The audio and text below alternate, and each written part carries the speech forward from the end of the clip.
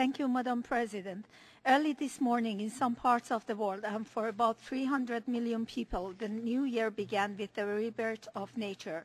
Tomorrow, the 21st of March, is not only the second day of the calendar of many Iranians and other ethnic groups and religious groups, such as Kurds, and the first day for the Baha'is, but also the International Day for the Elimination of Racial Discrimination.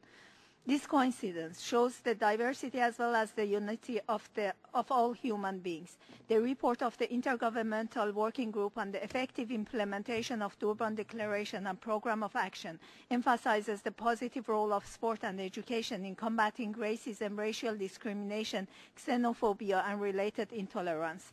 Recognizing this, Sudwind believes that the gap between the rights of citizens and the human rights in many countries is one of the causes of racial discrimination in different societies.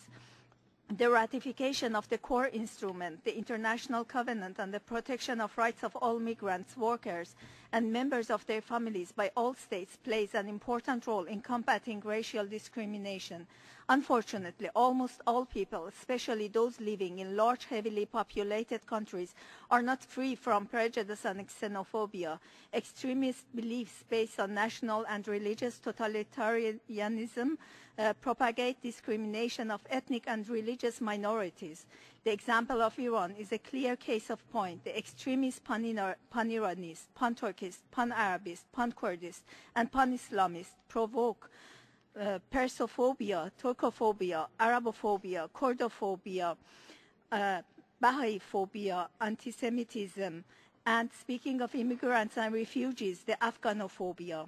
The state is not only prohibiting this, but is also a promoter of such wrong collective behavior with its own religious totalitarianism.